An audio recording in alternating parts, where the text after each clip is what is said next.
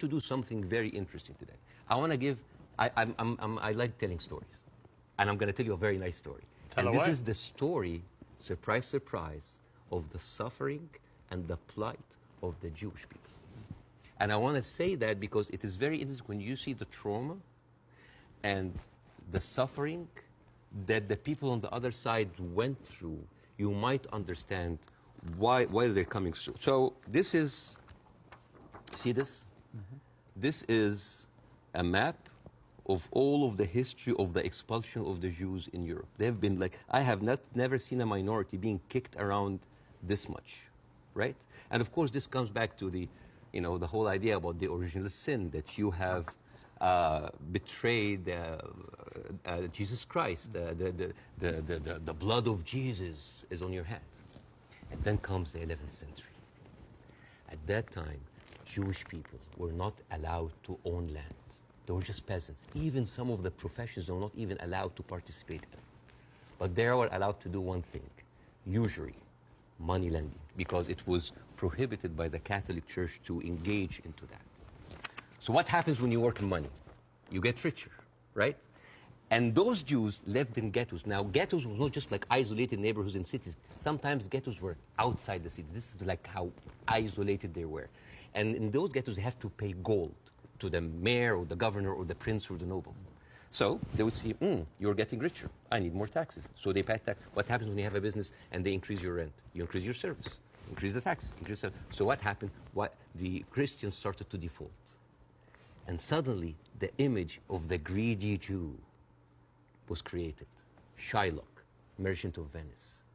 If it will feed nothing else, it will feed my revenge. Like never did I see a creature I can't remember that. Never did I saw like a creature that looked like a man, so keen and greedy. Confound of a man. English. I messed it up. Anyways, but this was the image, greedy Jew, the greedy Jew. This was created because of their conditions. And it became worse in 1095, when Pope Urban II called for the first crusade to go and save the birth of Jesus from the unbelievers Muslim. And this crusade did not kill a single Muslim. You know how many people they killed? 2,000 Jews. Because it's like, wait, the non-believers are all over there. Why? So they went to it's called the Crusades of the Rhineland. So they went to the Jewish community because, hey, we own the money, so let's kill them better than paying them. And then came the plague. And then all of the things like, oh, they're killing babies, who would do that to a baby, And they accused them of poisoning the well. This was the kind of oppression that the Jewish people went through.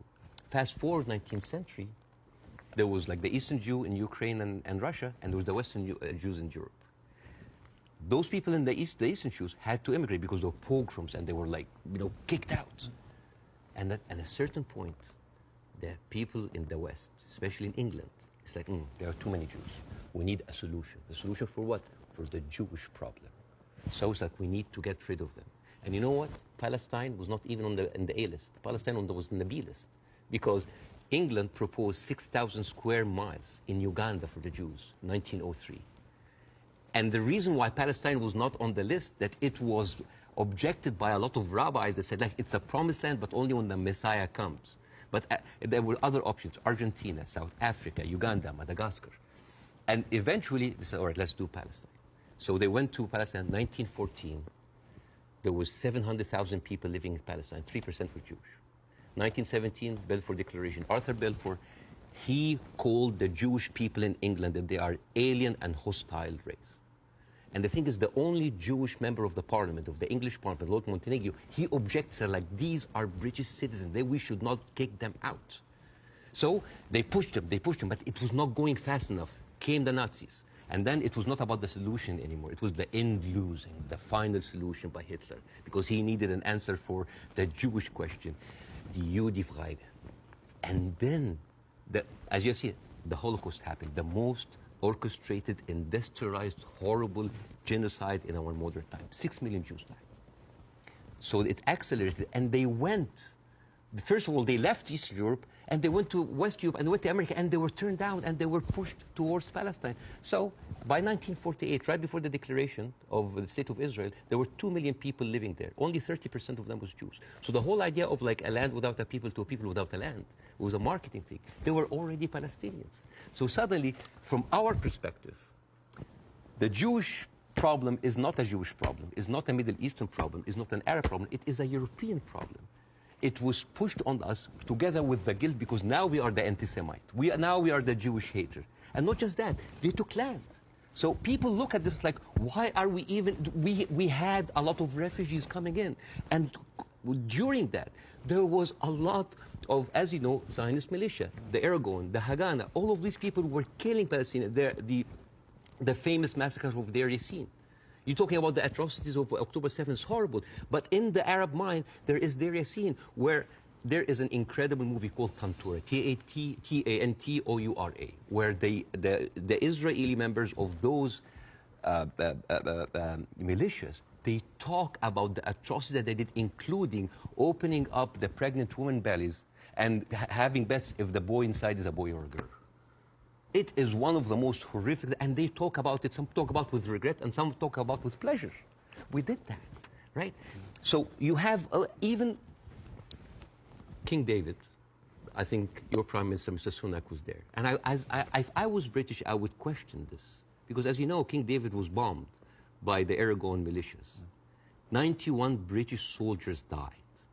I don't know, if I was British, how come my Prime Minister would have the nerve to stay in that hotel? I mean, you know, the ghosts of the 91 British soldiers, that must be haunting for them, you see?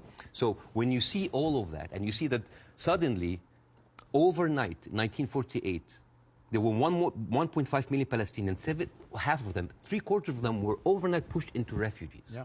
And this is why it's called the Nakba, the catastrophe.